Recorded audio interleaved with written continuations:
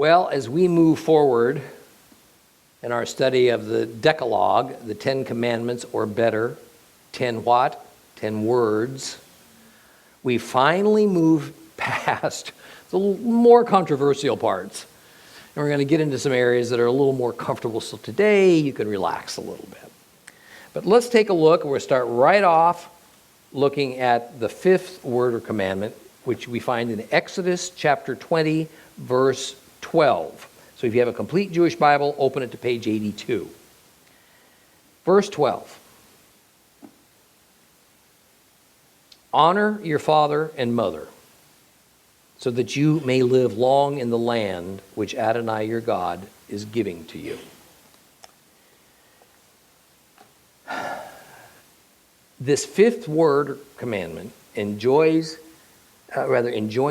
children, and by the way, let me explain what I mean by say children. That means probably a better word is offspring, because when you reach the age of majority, that you're still the child of your parents. It doesn't stop. It enjoins the children, the offspring, to show respect to their parents, to give proper care to their parents. It also gives us the reason we ought to be obedient to this principle, that our days in the land may be prolonged. Now, depending on your translation, you might say, wow, that's really Jewish, because God is obviously speaking about the land of Israel when he says land. And certainly that is one aspect of the meaning here. But as we are now hopefully coming to understand that even though Jehovah gave these principles in the covenant of Moses to Israel, these principles aren't just for Israel. In reality, they are about how the universe that God created is intended to operate. Now, to sharpen that point just a little bit more, what we read in Leviticus, in the law, are the principles by which redeemed human beings are to live. Redeemed human beings. Let us never forget that Israel was God's choice by his grace to be the receiver and keeper of God's word for all mankind, not just for themselves. The word used here in verse 12, by the way, for land is in Hebrew, Adamah. Adamah. And yes, it is related to the name of the first created man, Adam. Most often, Adamah simply means earth, but as in the case of soil or ground or dirt. It can also mean earth as our planet. Sometimes it has been translated into the words country or land, as in the land of Canaan. That gives us the wrong impression of the meaning. For instance, when the Bible tells us that Moses was standing on holy ground, in Hebrew he was standing on kadosh, holy Adamah. The idea is that generally Adamah is not to be taken to mean a country or a region. Often we'll see Israelites in the Bible today refer to the land of Israel as just the land. But that's an entirely different Hebrew word. That's eretz. It's not Adamah. What I'm trying to demonstrate is that Jehovah is saying we will receive the blessing of a longer and more abundant life on earth, on Adamah, by treating our parents with the love and respect and care that God expects of us. In fact, it's our duty. It's not an option. Now, part of the reason for this principle is the centrality of family in the Lord's plan for mankind. Family stability is maintained by the proper observance of the authority structure that God set up for families, with the parents at the top of that hierarchy. The violation of this command brings family disintegration. The violation of this command as becoming a societal norm brings on and is bringing on national disintegration. In the book of Ezekiel 22:7, Ezekiel blames the breakdown of the family as one of the prime reasons that the Lord allowed Judah to be exiled to Babylon. Let's move on to the next word. In Exodus 20:13. This is a big one, a long one. Do not murder. The sixth word is a prohibition against the killing of human beings. Now, but to understand the rather narrow sense this commandment is to be taken, underline the word murder. See, this commandment is not at all about the general sense of killing. In Hebrew, the word is ratzach. Ratzach. It means unjust killing. That's all it means, unjust killing. Whether intentional, by the way, or unintentional, but unjust. It does not mean like to execute, as in carrying out a completely lawful judicial sentence. It doesn't mean killing an enemy in battle or killing an intruder in defense of yourself or another person. Murder is a very good translation for the word ratzach. And the way the Western world thinks today of murder or manslaughter is exactly what this verse intends. The next question is exactly what is just versus unjust killing of a human being. That's one of the many topics that Jehovah is going to explain beginning in chapter 21 in the regulations and ordinances that will follow what is commonly referred to as the law, this traditional 613 laws of the Hebrew Civil Code, and we'll discuss more about that when we get to it. But here's the thing about murder. God says only He has the right to take human life, or at least to decide the fate of a human life. Only He. But the Torah also specifically gives human government the task of determining the guilt or innocence of a person accused of this crime, and He delegates the task of exacting the blood for blood penalty that comes with it. Genesis 9, by the way, sets up this dynamic as concerns the Lord's rationale for capital punishment. There it says, whoever sheds the blood of a man, by man shall that guilty party's blood be shed. Why is the unjust killing of a human so serious? Again, in Genesis 9, we're told, in God's image did God make man. That's why. Man's characteristics are patterned after God's. So for a man to be murdered is a very serious affront to the Lord. And God's justice requires the ultimate penalty. What is so ironic is that as history moves along and mankind thinks of ourselves as becoming more civilized, more humane, so most societies have now abolished the death penalty. This is a direct rebellion against laws and against God's laws and His principles. And in fact, by not taking the murderer's life according to God's justice system, human life is cheapened. Let me make something clear. The Bible gives man absolutely no latitude to commute a murderer's death sentence to something else. But this practice of commuting death sentences to imprisonment, or even the payment of a ransom to the victim's family, or abolishing capital punishment altogether, is not a modern phenomenon. During the Second Temple period, in other words, the same time as Yeshua was alive, what we call the New Testament period, and before, imposition of the death penalty by the Sanhedrin, the Jewish high court, was rare. It's popular in Christian circles to say it was because the Romans had taken away the right of the Jews to carry out executions, but that's a little too simplistic. In reality, records show that all the Jewish court had to do was to go to the local Roman authority with their decision in a capital offense.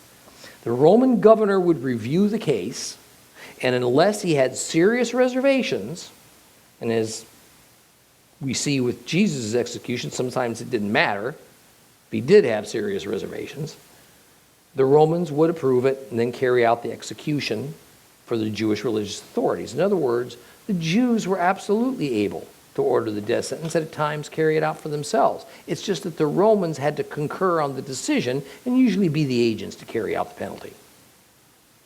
Now, the Jews had for a long time decided that mercy was the better avenue, and they often commuted death sentences for murderers. In the Mishnah, Tractate Makot, we'll find a statement that the opinion of the Sanhedrin was that to hand down a death sentence even once every 7 years was too much. A rabbi who commented on that statement, very famous, Rabbi Ben Azariah, says that once in 70 years is too much. Rabbi Akiva, another very famous rabbi, says had he been in the Sanhedrin, he would never have allowed any death sentence under any circumstance. Rabbi Gamliel responded to this corrupted mindset that had the Sanhedrin adopted the view of the most radical rabbis and never gave out a death sentence, the amount of innocent bloodshed in Israel would have increased dramatically. Is that not what we've seen in the U.S. and elsewhere, where the death penalty has been abolished and the legal system makes exacting it almost impossible in places where it's allowed? Bloodshed has not decreased by commuting death sentences. It's increased. The Lord's principle is that to take the life of a murderer is to actually protect life, innocent life. Exodus 20, verse 14.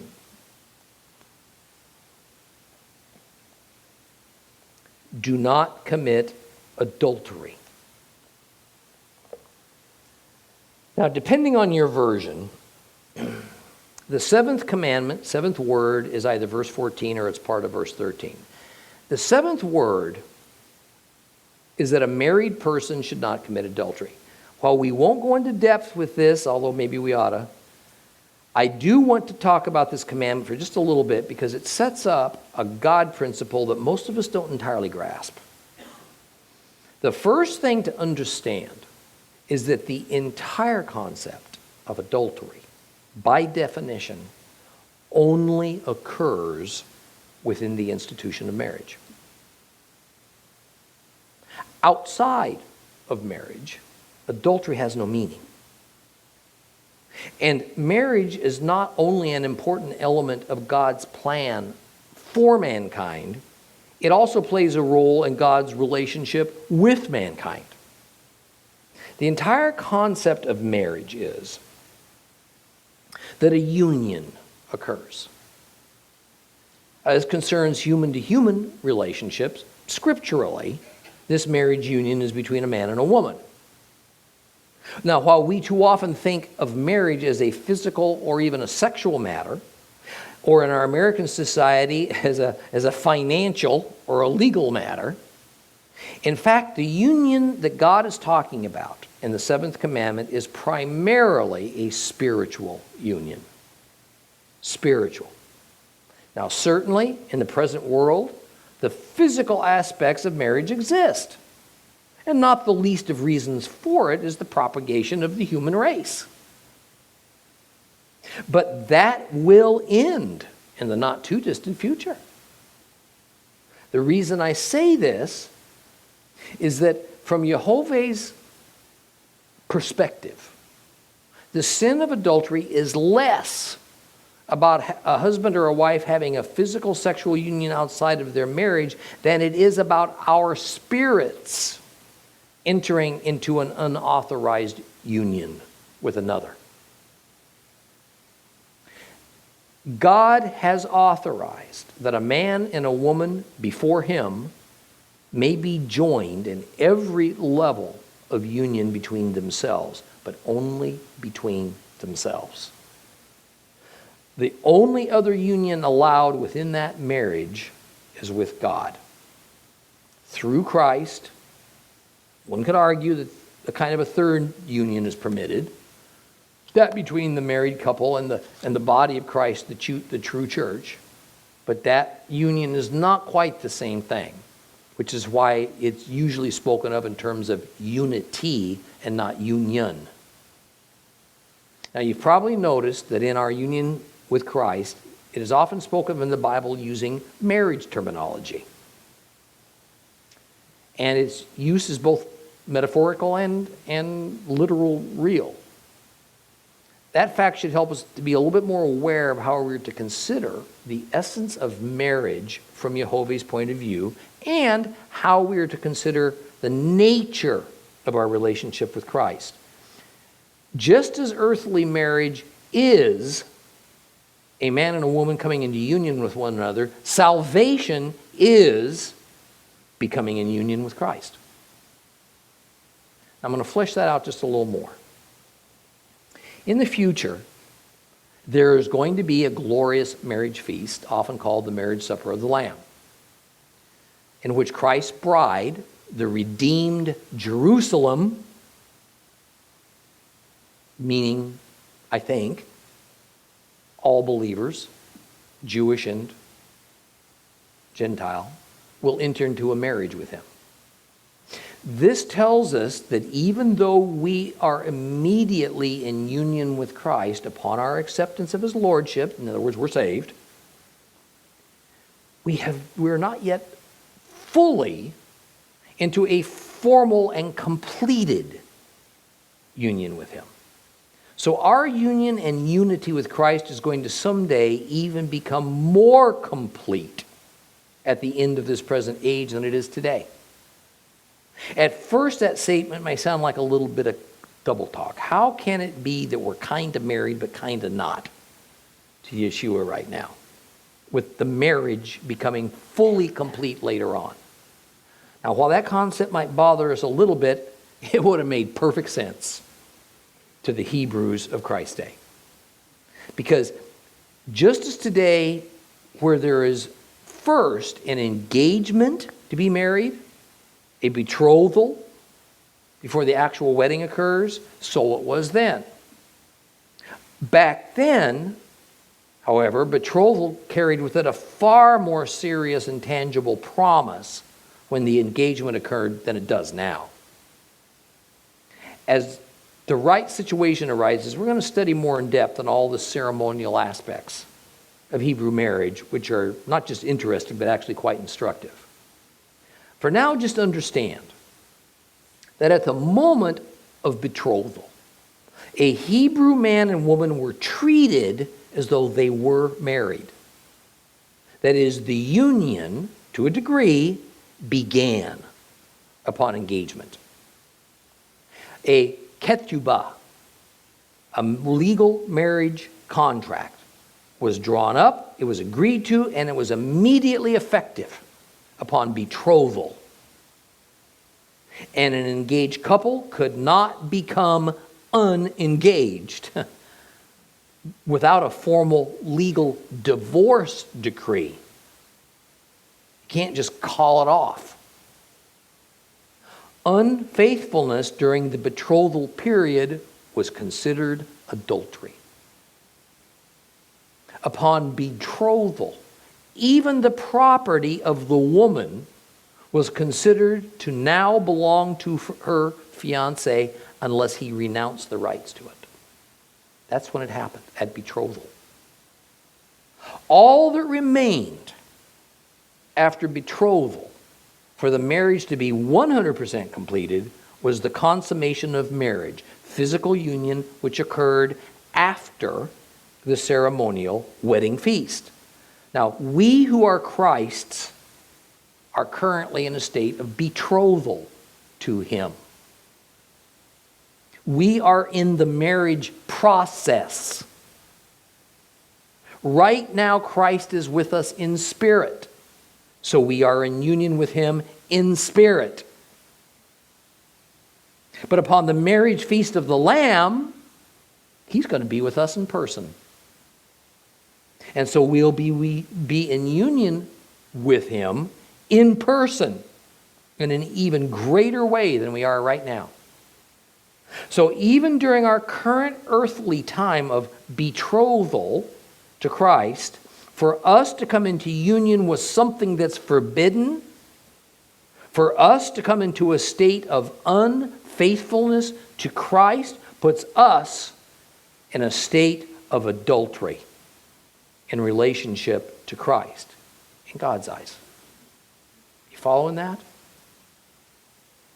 The Greek word in the New Testament, moikos, which is typically correctly translated as adultery, must be understood in its Old Testament Hebrew sense in order for us to fully understand what God's telling us about adultery. When the Hebrews spoke of adultery, they meant faithlessness to your union partner.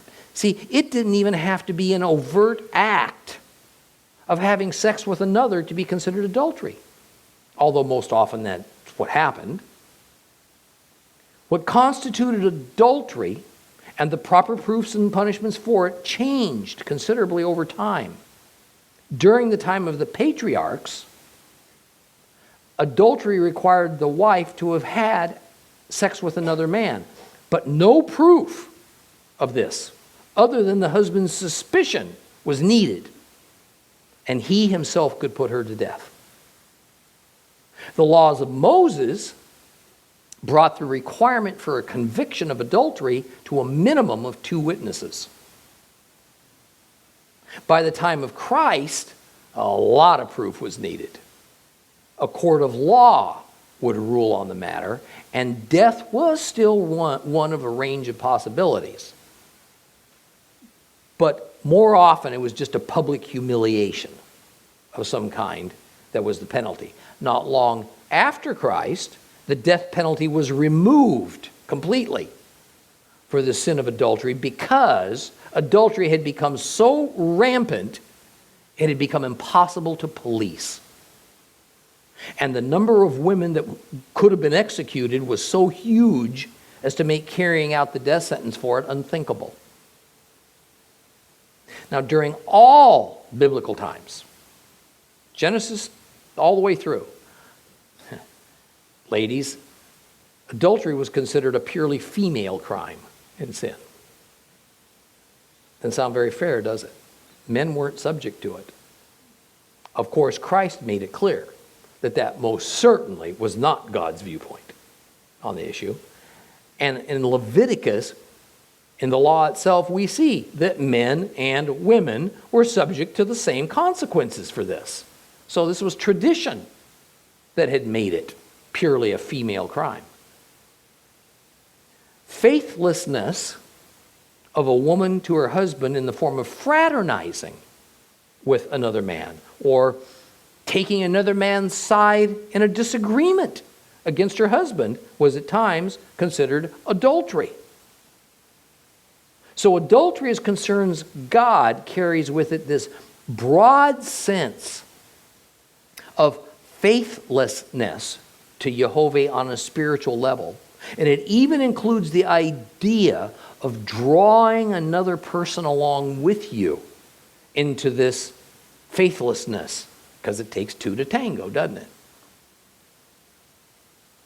The thing is that there are certain unions available to mankind that we are prohibited from entering into, especially if we wish to also be in union with Christ. In other words, there are some unions that are mutually exclusive. The scriptures explain that in essence, what or who we are in union with goes a long way towards defining how God sees us. So an extreme example would be that if we were to come into spiritual union with Satan, we could also not be in spiritual union with Christ. Those two unions are mutually exclusive. There are other forbidden unions, all of them destructive. And Paul provides a list of them in 1 Corinthians 6, but that's not a purpose, so we won't be dealing with each of those today. The point is that our union with Christ is most similar to our union in human marriage, at least from God's viewpoint. Therefore, for a believer to join into a forbidden union while we're in union with Christ, or for a husband or a wife to enter into a union outside of their marriage, the Bible uses the term for both things: adultery. So we need to understand the serious nature of this particular sin in a much larger context than we typically think of it. Now, I'm sure some here would like to discuss a little about the modern adultery aspects of divorce and remarriage. I really don't think this is the appropriate lesson for that, but I will make just a couple of brief comments about it. First, committing adultery, whether by being unfaithful to a spouse, or perhaps, depending on your theology, by getting a divorce and then remarrying, is in neither case an unforgivable sin. There isn't a sin we can commit that Yeshua hasn't already paid the price for.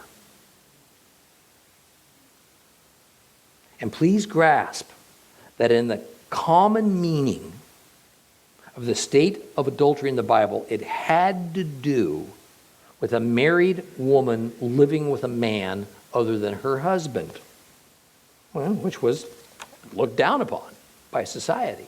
That is, she had never obtained a legal divorce, typically because it was the husband's prerogative to grant the divorce or not. Men, on the other hand, commonly divorced their wives for the purpose of being with another woman. That is, they simply tired of the woman that was their wife and they wanted another one. While this was socially acceptable in those days, it was not acceptable to Jehovah. And Yeshua spoke at length on this, trying to make that point very clear. Now, second of all, the Bible struggles greatly with divorce and remarriage. Paul goes to some length to deal with this matter, and he provides certain guidelines for it, some of which he says is from Christ, but the remainder he says it's his personal opinion.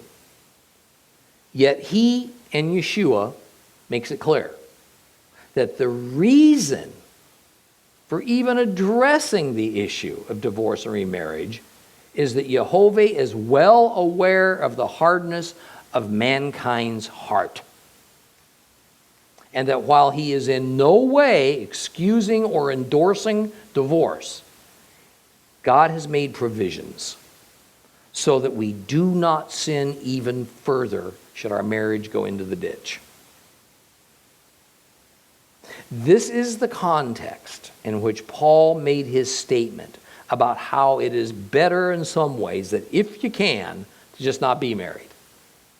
Because there is this conundrum that the present corrupt state of humankind faces, in which single people may be unable to remain celibate, yet married people may be unable to remain faithful to each other to avoid adultery, or even be able to get along well enough to maintain sufficient peace to stay married. And in both cases, when we fail, it affects our relationship with God, which is what Paul is so concerned about. Now, the problems we face today in this regard are no different than they were in Christ's day. Finally, we should see the grace of God in all this. For Pete's sake, don't think that if you are divorced and now remarried, that now you're in some type of an unauthorized union, and in order to get it right with God, you got to end it. I've had people come to me with that one. Was it sin that put us in that situation in the first place? Oh, yes, it was.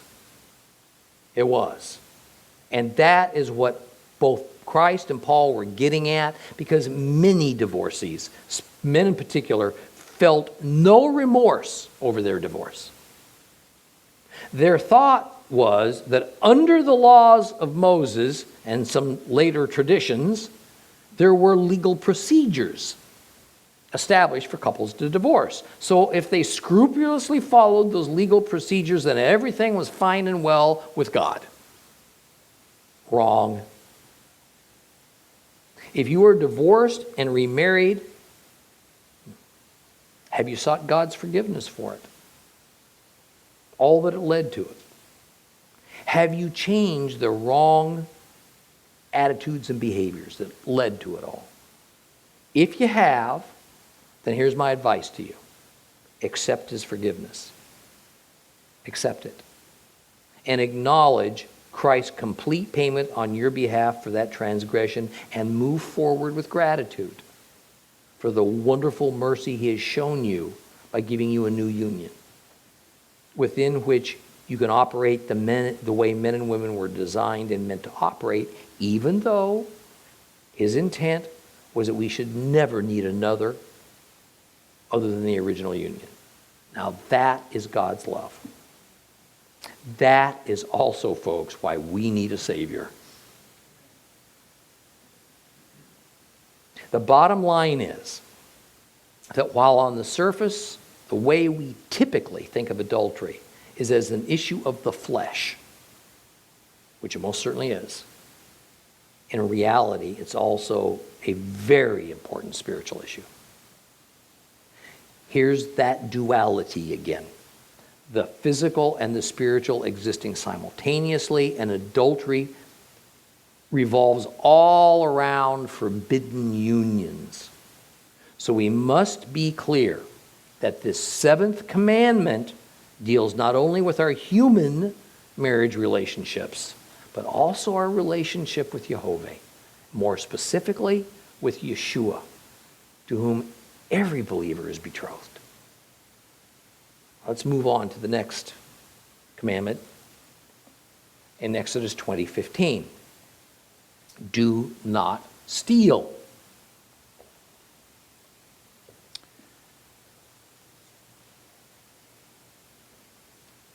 This is another one that may show up as verse 13 in your Bible, by the way. This eighth commandment about stealing is pretty straightforward. There's no need to dwell on it. It means exactly what it says. Yet the Hebrew word for stealing, which is ganav, also carries with it the idea of stealth, of sneakiness.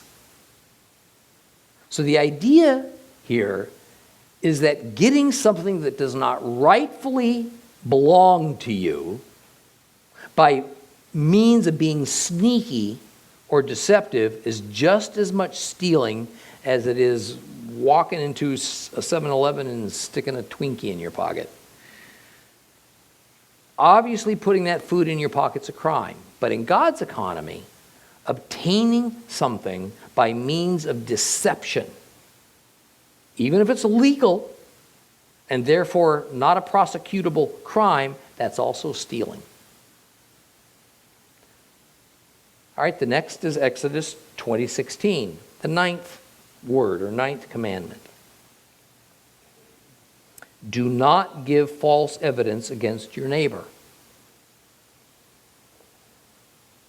The ninth word, this is often just presented to us as don't lie. And certainly that's part of the commandment's meaning, but this word is written with a legal judicial sense to it. And it speaks primarily to the idea of saying something falsely against somebody in a court of law. And that fits very well within the framework of the Torah, the law. That is, that all of the ancient Hebrew sages saw the Torah as being all about God's justice system. So the context of this word is very much the same thing as perjury. So if you're in a trial and if you give false answers or you accuse somebody falsely, knowing full well that accusation is not true, then it's you that's guilty.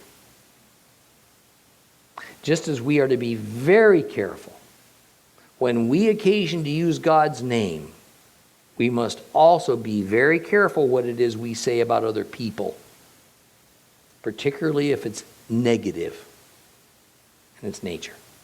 When we gossip, when we accuse someone of something that we have no firsthand knowledge about, we're in danger of violating the principle of this 9th word.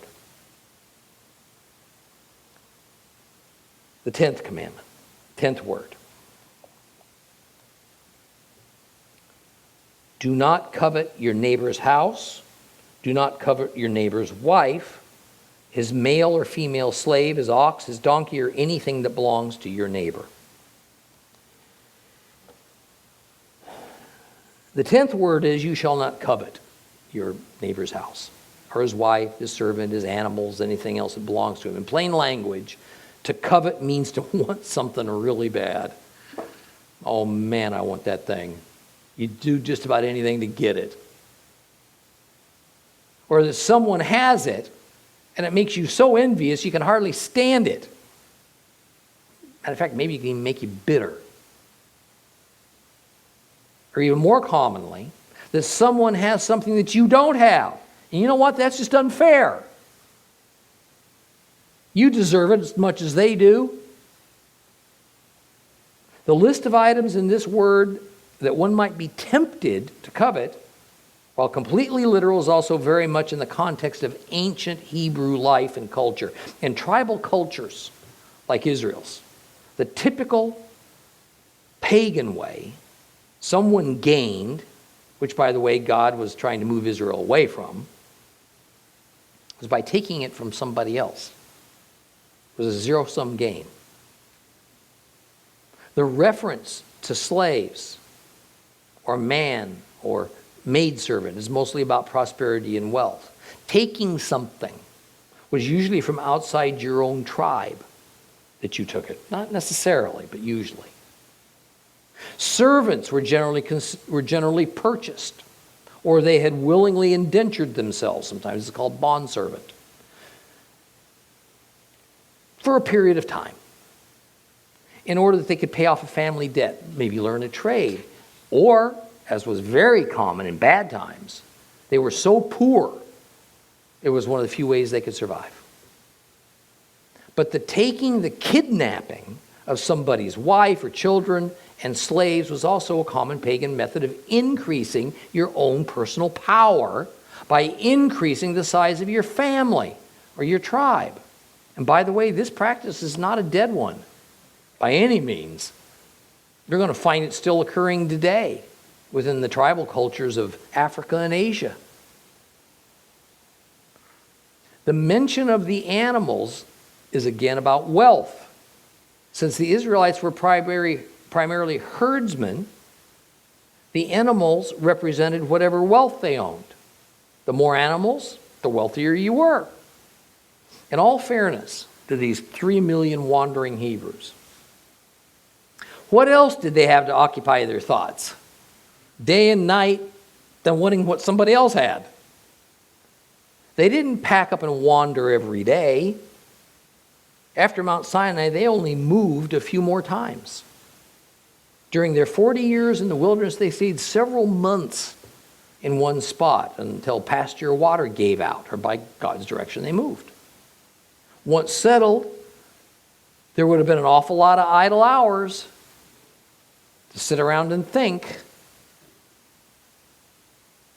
And people being people, especially as dissatisfaction of their situation creeps in, what else did they have to want out there in a barren desert than what one of their neighbors had?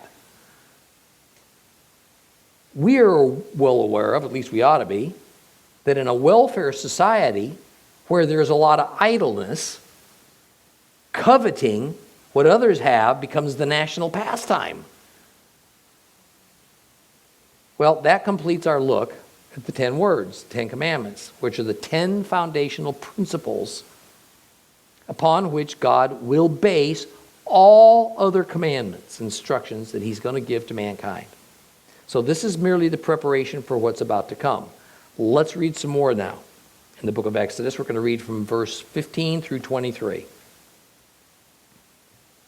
Or, let's see,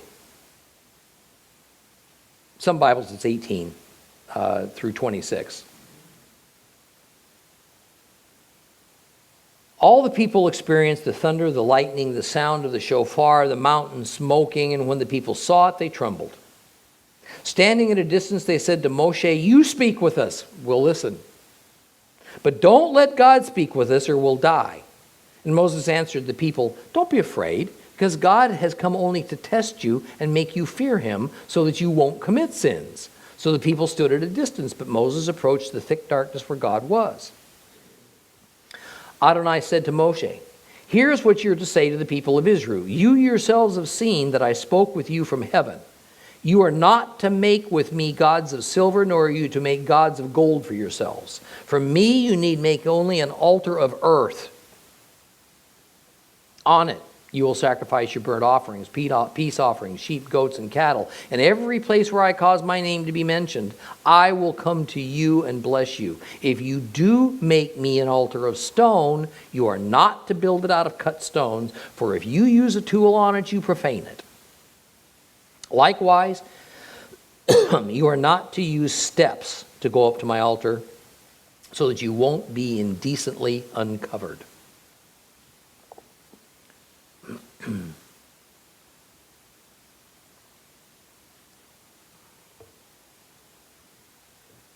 mean, what a day this had been for Israel. Can you imagine the mind-bending physical phenomena that had been shaking the mountain with smoke billowing upwards from its summit, this thundering sound of God's voice as he presented the principles of his justice system for all of Israel to hear it.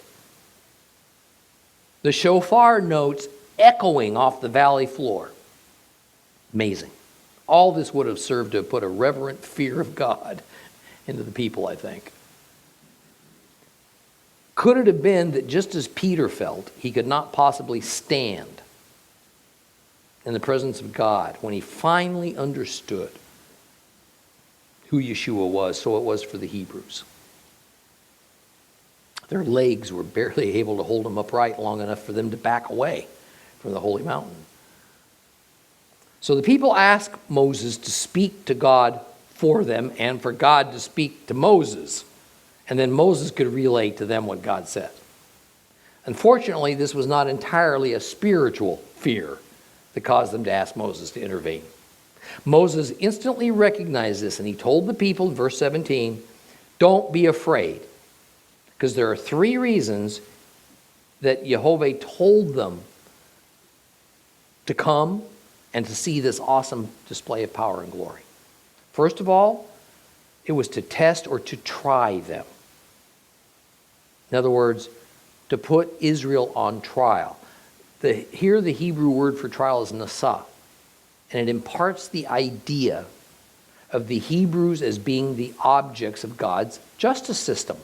Now, too much we get the mental picture of the phrase being tested or trial as a series of challenges or some obstacles that are thrown into our path by God, and then he sees how we'll react to them. Then, depending on how we do, we're judged. Now, while there are at times challenges and difficulties in our lives that Jehovah allows us to contend with, that's not the primary thrust of this idea. Rather, it is that the Lord is steadily teaching his way of justice to his people, both how to live it and how to administer it. Now, the second reason is that the people should have an awe of God, not a dread of God.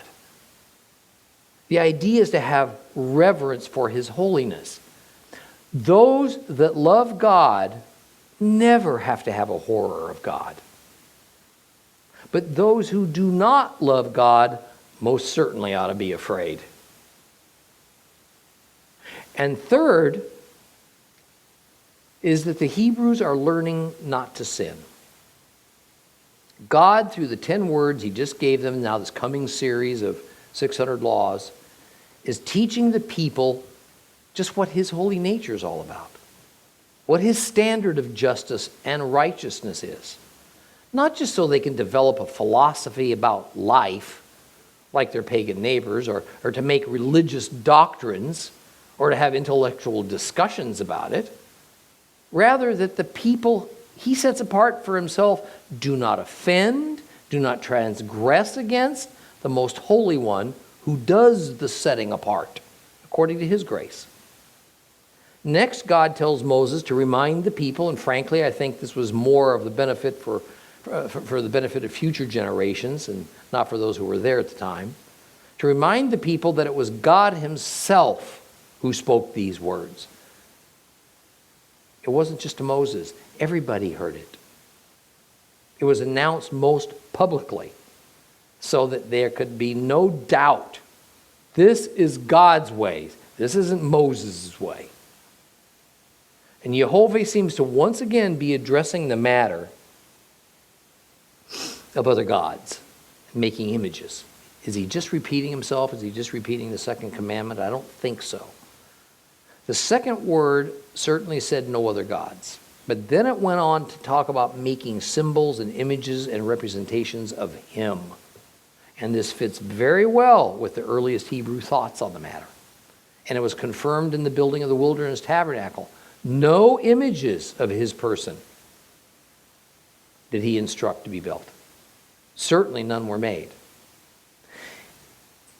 He goes on to institute another important principle.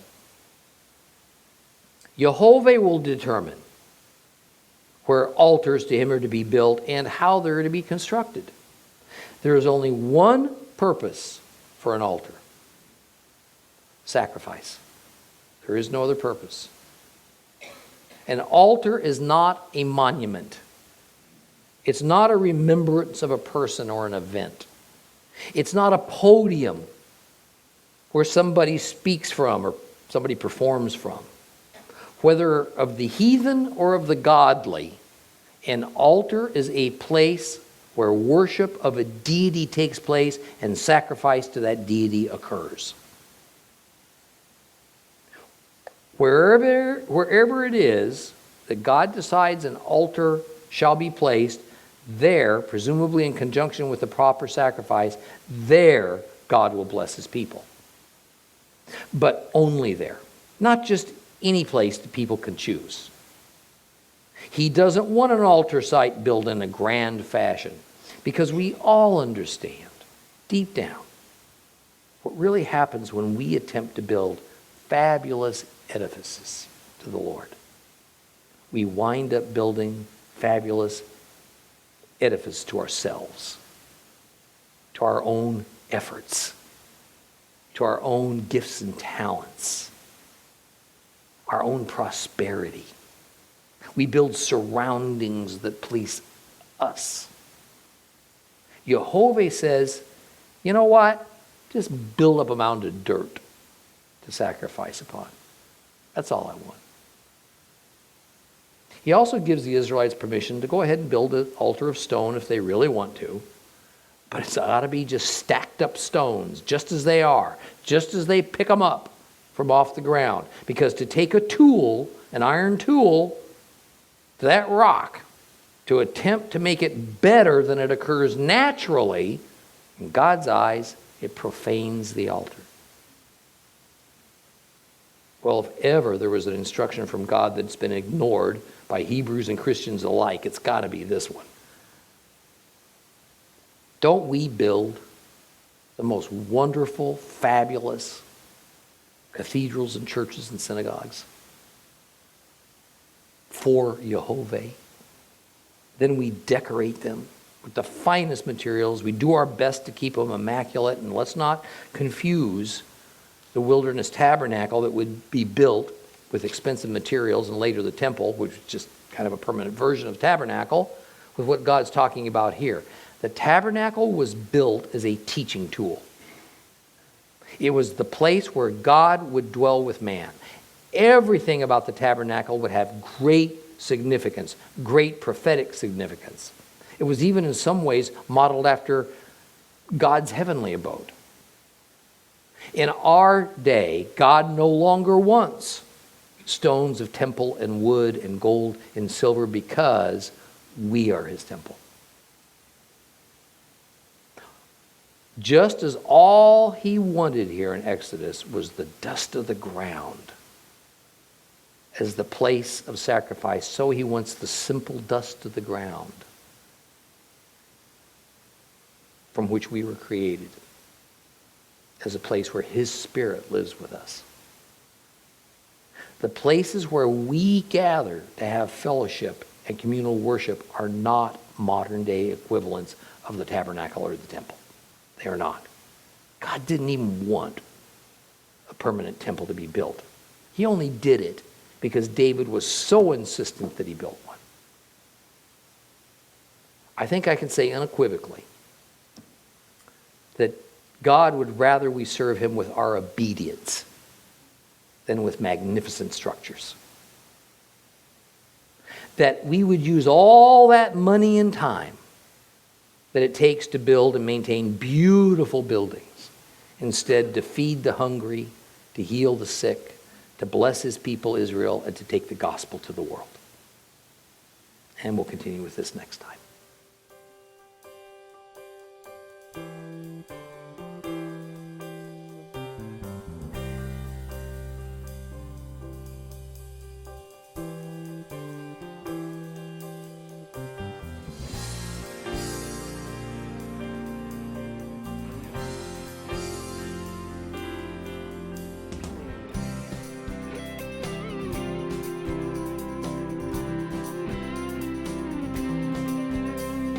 Yeshua, Yeshua.